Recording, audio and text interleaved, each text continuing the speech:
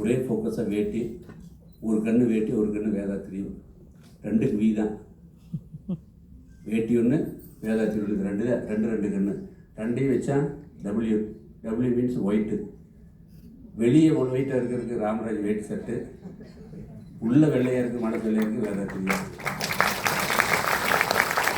இதுக்கு மேலே லைஃப்பில் உலகத்தில் வேறு எந்த விஷயமே இல்லை அப்படின்னு இதை மட்டும் ஃபோக்கஸாக பண்ணிட்டு இருக்கிறதுனால உங்களுக்கு எந்த அளவுக்கு நான் சப்போர்ட் பண்ண முடியும்னு தெரியல.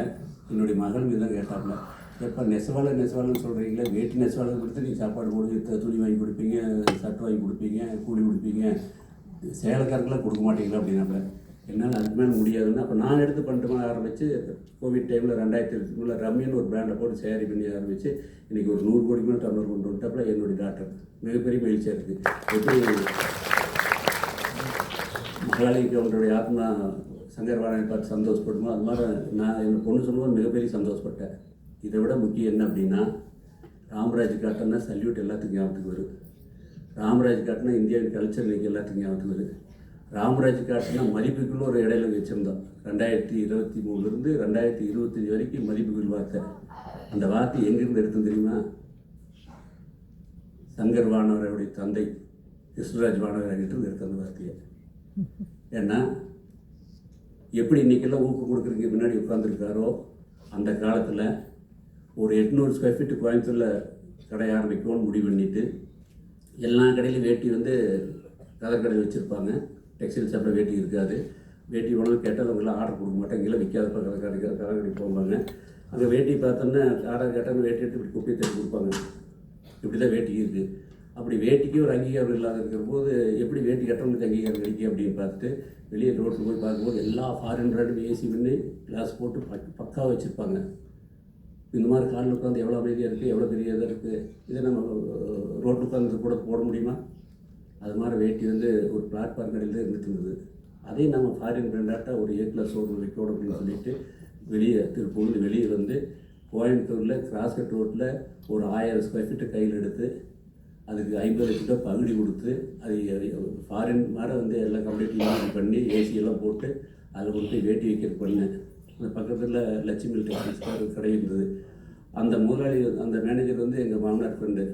அவர் நேராக எங்கள் மாமனார் போய் சொல்லிட்டு போயிட்டார், எங்கிட்ட ஒரு நாளைக்கு 2 வேட்டி கூட விற்கிறது இல்லை, உங்கள் ஆள் 50 லட்சம் பகுதி கொடுத்து இத்தனை காசு போடுறாரு, யாரோ தப்பாக கைடு பண்ணுறாங்க, கொஞ்சம் சொல்லுங்க அப்படின்ட்டாரு. எங்கள் மாமனார் அந்த நைட்டு போகிற தூங்கலை, காலையில் 5 மணிக்கு கூப்பிட்டு வந்துட்டார். அப்படி தான் பெரிய தப்பு பண்ணுறீங்களாட்டு இருக்குது, அதெல்லாம் வேட்டி விற்காதாமா, எதுக்கு இத்தனை செலவு பண்ணுறீங்க அப்படின்னாரு. ஆமாம், வேட்டி விற்காத எனக்கு தெரியும், வேட்டி விற்கிறதுக்காகத்தான் அந்த டெக்கரேட் பண்ணிட்டு இருக்கிறேன் அப்படின்னு.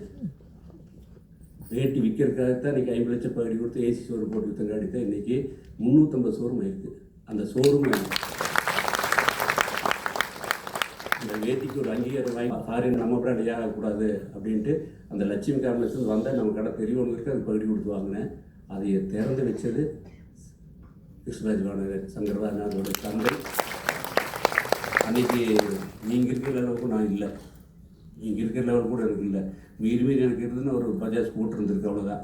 மீறி தான் எனக்கு அவ்வளோதான் இருந்திருக்கு. அவங்க வீட்டுக்கு போய் உட்காந்து எனக்கு இன்விடேஷன் கொடுத்து கூப்பிட்டு வர வைக்கிற அளவுக்குலாம் எனக்கு அந்தளவுக்கு ஒரு சூழ்நிலையே கிடையாது.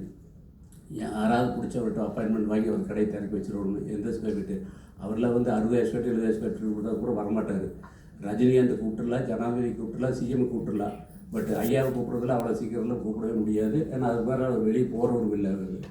ஆனால் 800,000 ஸ்கொயர் ஃபீட் கடையை நேரடியாக என்னுடைய கதையை கேட்டுட்டு நேரடியாக அன்றைக்கி முதல் ஷோரூமை அந்த வேட்டி அப்படிங்கிறதுக்காக, அது நெசவாளனுடைய வாழ்வாதாரம் உயரணுங்கிறதுக்காக எனக்கு சாதாரண சின்ன இருந்த பையனை 23 வயசு பையனை, எந்த வசதி வாய்ப்பும் இல்லாத பேக்ரவுண்ட் இல்லாதன்னு, எந்த கேர் ஆஃபும் இல்லாத ஒரு மிகப்பெரிய சப்போர்ட் பண்ணி அன்றைக்கி அந்த கடையை ஆரம்பித்து வச்சார். அன்றைக்கி தான் மதிப்புக்குள்ள ராமராஜ் காட்டன் ஆரம்பித்தது. இன்றைக்கி 350 ஷோரூம், 15,000 கடை பாட்டி வச்சுருக்காங்க. 15 லட்சம் பாட்டி இருக்குது, 15,000 பாட்டி இருக்குது, 50,000 ரூம் இருக்குது, 18,000 பேர் வேலை செஞ்சுருக்குறாங்க. அப்படின்னா அன்றைக்கி எனக்கு அவங்க மேலே தூக்கிட்டு இன்றைக்கி கோயம்புத்தூர் எந்த கடையை ஓப்பன் பண்ணாலுமே ஐயா தான் ஓப்பன் பண்ணி வைப்பாங்க. கடைசியாக போன ஒரு மாதம் தீபாவளி முன்ன கூட 100 ரோட்டில் கடை ஓப்பன் பண்ணாங்க. இனிமேல் நம்ம கேட்டோம்ப்பா, நான் யாரையும் நினைப்பேன், நீ யாராவது வச்சு ஓப்பன் பண்ணிக்கணும்னு சொல்லி பார்த்தாரு. இல்லை நீங்கள் தான் ஓப்பன் பண்ணணும் அப்படின்னு சொல்லிட்டு இன்னும் ஒரே ஒரு கடைங்க கிராஸ்கட் ரோட் நீங்கள் ஓப்பன் பண்ண கடையை நான் ஓனாக விலைக்கே வாங்கிட்டேன், அதை கட்டி அதை மட்டும் ஓப்பன் பண்ணி அப்புறம் கூட தொந்தரவு விட மாட்டேன் அப்படின்னு ஒரு வாக்குறுதி கொடுத்துருக்கேன். எதுக்கு சொல்ல வர்றேன் அப்படின்னா, அவங்க இருக்கிற அந்தஸ்துக்கு, அவங்க இருக்கிற செல்வாக்குக்கு இதெல்லாம் பண்ணணுங்கிற அவசியமே இல்லை. நல்லா புரிஞ்சுக்குங்க. அப்போ இதெல்லாம் எடுத்து இவ்வளோ தூரம் பண்ணுறாங்க. மகாலிங்க கவுண்டரு, கிருஷ்ணராஜ் வானவராயர், சங்கர் வானவராயர் எல்லாம் இருக்கிற வசதி வாய்ப்புக்கு இதெல்லாம் பண்ணணுங்கிறது இல்லை. எதுக்காக பண்ணுறாங்க? இந்த சமுதாயம் நல்லா இருக்கணும், நம்முடைய கல்ச்சருக்கு மறைச்சிடக்கூடாது. இதெல்லாம் சாதாரண விஷயம் இல்லை. இன்றைக்கி ஏஐயில் எத்தனை வேணால் பண்ணி போடலாம், கம்ப்யூட்டர் எத்தனை வேணால் எடுத்துடலாம், மிஷின் பண்ணு. அந்த உணர்வுபூர்வமாக இன்றைக்கி ராமராஜ் வேட்டி கவுண்டர் போட்டால் விற்கிது அப்படின்னா என்னுடைய விளம்பரத்தில் இல்லை. அந்த நெசவாளர்களுக்கு இந்த வேட்டி ஊடையும் பாவமாக என்னுடைய குடும்பத்துக்கு சாப்பாடு போடுது. இன்றைக்கி பசங்க பிள்ளைகளாம் படிக்கிறாங்க. இந்த மகராசன் எல்லாம் நம்மளுக்கு 40 வருஷம் நம்ம காப்பாற்றிட்டு இருக்கிறாங்க. அந்த உணர்வுபூர்வம் பண்ணுங்காட்டி தான் அது கவுண்டர் போட்டால் விற்கிது. நல்லா புரிஞ்சுக்கு. அப்போ எல்லாத்தையும் காப்பாற்ற ஒரு உணர்வு மனசுக்குள்ள வந்துட்டாலே, அந்த எப்படி வீட்டில் சாப்பாடு பண்ணுற ஹோட்டல் சாப்பாடு வித்தியாசம் இருக்கிற மாதிரி அந்த நெசவுக்கு உணர்வுபூர்வம் பண்ணுங்காட்டி அவங்களுடைய வாழ்வாதாரம் உயர்ந்தது. இன்றைக்கி நம்முடைய கல்ச்சர் உயர்ந்திருக்குது. இதுதான் நெசவாளர்கள் மேல் ஏற்பட்ட அபிமானமும் வேட்டிக்கிட்டு போன கிடைச்ச அவமானம் தான் இந்த வேட்டி இந்த அளவுக்கு உயர்த்தி கொண்டு வந்துருக்கிற போது இந்த ஜமுக்காலம் எல்லா ஆர்டிஸ்டுடைய விசேஷத்துக்குமே இல்லாத நிகழ்வே கிடையாது. அதை வித்தியாசமாக ப்ரெசென்ட் பண்ண ஆரம்பித்தோம்னா கண்டிப்பாக மிகப்பெரிய மார்க்கெட் வரும். எனக்கு நீங்கள் உங்கள் விஷயத்தில் கிட்டத்தட்ட 2-6 மாதமாக அமராமேஸ் சொல்லிகிட்டு இருக்காப்புல. எப்படி என் பொண்ணு சேலை ஆரம்பித்து இன்றைக்கி ரம்மியம் பிராண்ட் போட்டு பண்ண ஆரம்பித்தாலோ அது மாதிரி அடுத்த என்னுடைய மாப்பிள்ளை 2 பேர் இருக்காங்க. இந்த ஜமுக்காலத்தை பற்றி எடுத்து சொல்லி இதை நம்ம ஷோரூமில் இடம் இருக்கிற ஷோரூமில் வச்சு இவங்களுக்கு ஒரு ஆதரவு கொடுக்கும்படி ஒரு அப்ளிகேஷன் போட்டு வைக்கிறேன். கண்டிப்பாக நடக்க முடியும். ஏன்னா கவர்மெண்ட்லேருந்து தான் 58 மேலே ரிட்டையர் பண்ணி விட்டுருவாங்க. எனக்கு 65 ஆச்சு. எப்போ ரிட்டையர் பண்ணுவாங்கன்னு தெரியல. அதனால் அடுத்த முதலாளிகிட்ட இந்த அப்ளிகேஷன் போட்டு வைக்கிறேன், உங்களுக்காக போட்டு வைக்கிறேன். கண்டிப்பாக எங்கள் ஷோரூமில் எல்லா பக்கமுமே உங்களுக்காக ஒரு கவுண்டர் கொடுத்து நீங்கள் பண்ண ப்ராடக்ட்டு ஏதோ ஒரு ப்ரமோட் பண்ணலான்னு ஒரு முடிவு எடுத்து வச்சுருக்கிறேன். அதை இந்த சபையில் உங்கள் இருக்கிற சங்கராஜ் வானவராயருடைய சங்கர் வானவராயருடைய நான் ஏதோ பேசிட்டு போய் மட்டும் பார்த்தாது.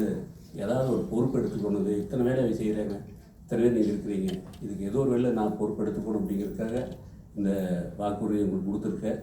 முடிஞ்ச வரைக்கும் முயற்சி பண்ணுறதுக்கு எல்லா வழியும் நான் பண்ணுறேன் அப்படின்னு சொல்லிக்கொண்டு நான் இந்த மீட்டிங் போகிறதுக்கு என்ன பேசுகிறது அப்படின்னு சொன்னேன். என் ஆஃபீஸ்லேருந்து நல்ல தமிழ் பற்றுக்கிற ஒருத்தர் ஒரு கவிதை எழுதி கொடுத்துருக்காரு. ஐயா இது மட்டும் படிச்சிருக்கு அப்படின்ட்டு இருக்காரு. ஜமுக்காலமே கவிதை சொல்கிற மாதிரி எழுதி கொடுத்துருக்காரு. அதை படிச்சுட்டு நான் நிறைவு பண்ணிக்கிறேன்.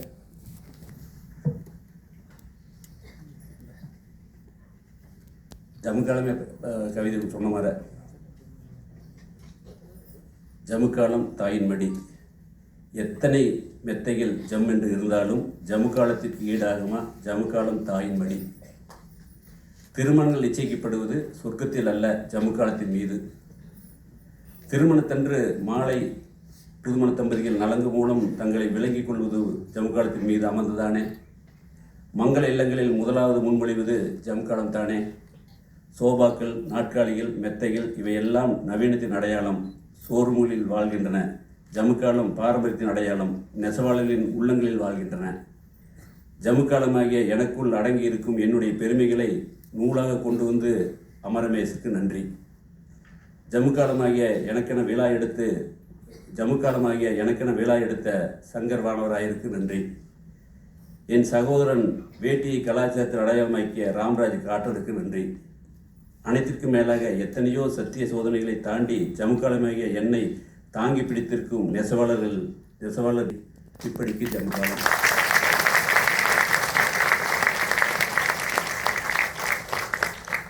இன்றைக்கி இந்த நிகழ்வு ஏதோ பொழுதுபோக்கு நிகழ்வு இல்லாமல் உங்களெல்லாம் மனசை பழுதுபாக்கு நிகழ்வை எடுத்துகிட்டு இந்த ஜமுக்காலத்துக்கு ஒரு மறுவாழ்வு கொடுத்து இது இன்னும் எத்தனையோ வேலை ஏடு பண்ணி வைக்கிறதுக்கு வாய்ப்புகள் நிறைய இருக்கிற இளைஞர்கள்லாம் அதுக்கான முயற்சிகளை எடுத்து இன்னும் இதுக்குள்ளே நவீனத்தெல்லாம் இந்த பாரம்பரியத்தோட நவீனத்தை புகுத்தி எப்படி வேட்டிக்கு ஒரு சமுதாயத்தில் அங்கீகாரம் வாங்கி கொடுக்க முடிஞ்சதுங்கிறதுக்கு உதாரணமாக காய்க்கிறத என்ன இன்றைக்கி தலைமையை போட்டிருக்காங்க.